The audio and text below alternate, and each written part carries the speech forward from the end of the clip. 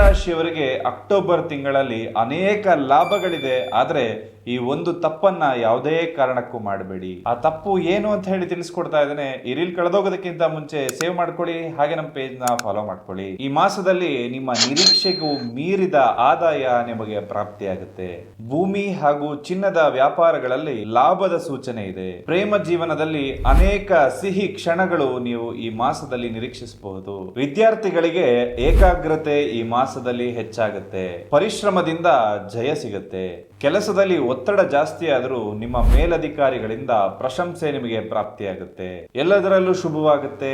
ಆದರೆ ಯಾವುದೇ ಕಾರಣಕ್ಕೂ ದುಡುಕಿನ ನಿರ್ಧಾರವನ್ನ ತೆಗೆದುಕೊಳ್ಳುವ ತಪ್ಪನ್ನ ಮಾಡೋದಕ್ಕೆ ಹೋಗ್ಬೇಡಿ. ಇದರಿಂದ ಅನೇಕ ಸಮಸ್ಯೆಗಳು ನಿಮ್ಮ ಮುಂದಿನ ಜೀವನದಲ್ಲಿ ಎದುರಾಗುತ್ತೆ. ಪ್ರತಿದಿನ ವಿಷ್ಣುವಿನ ದೇವಸ್ಥಾನಕ್ಕೆ ಹೋಗುವಂಥದ್ದು, ಹಾಗೆ ಓಂ ನಮೋ ಭಗವತೆ ವಾಸುದೇವಾಯ ಅಂತಕ್ಕಂಥ ಮಂತ್ರವನ್ನ ಹೇಳ್ಕೊಳ್ಳಿ, ಶುಭವಾಗುತ್ತೆ.